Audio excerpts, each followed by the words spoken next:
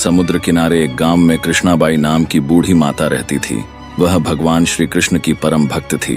कृष्णाबाई का वास्तविक नाम सुखिया था। घर घर में झाड़ू पोछा, बर्तन और खाना बनाना ही उनका काम था।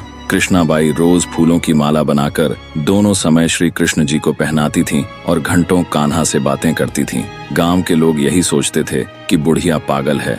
एक रात श्री कृष्ण जी ने अपनी भक्त कृष्णाबाई से कहा, कल बहुत बड़ा भूकंप आने वाला है, तुम यह गांव छोड़कर दूसरे गांव चली जाओ। कृष्णाबाई ने तुरंत अपना सामान इकट्ठा करना शुरू किया और गांव वालों को बताया कि कल सपने में कान्हा आए थे और कह रहे थे कि बहुत प्रलय होगा, गांव छोड़कर पास के गांव में चली जा।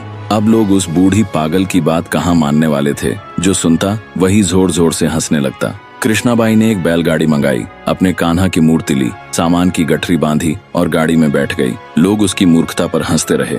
बाई जैसे ही गांव की सीमा पार करने वाली थी कि उसे श्री कृष्ण की आवाज सुनाई दी, अरे अपनी झोपड़ी से वह सुई तो ले आओ जिससे तू माला बनाकर मुझे पहनाती है। ये सुनकर बाई बेचैन हो गई। उसने मन में कहा, मुझसे यह भारी भूल कैसे हो गई, अब मैं कान्हा की माला कैसे बनाऊंगी।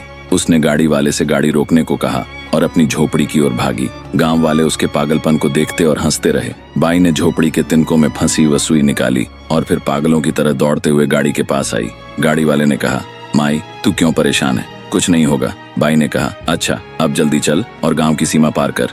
गाड़ी वाले ने वैसा ही किया। अरे ये क्या, जैसे ही सीमा पार हुई पूरा गांव समुद्र में समा गया, सब कुछ जलमग्न हो गया। गाड़ी वाला भी अटूट कृष्ण भक्त था। भगवान ने उसकी भी रक्षा करने में कोई विलंब नहीं किया। जब तक उस भक्त की एक सुई गांव में थी, पूरा गांव बचा था। इसलिए कहा जाता है, भरी बदरिया पाप की, बरसन लगे अंगार, संत न होते जगत में, जल जाता संसार। अर्थात यदि इस दुनिया में संत और अच्छे व्यक्ति न होते तो यह संसार कब का नष्ट हो चुका होता।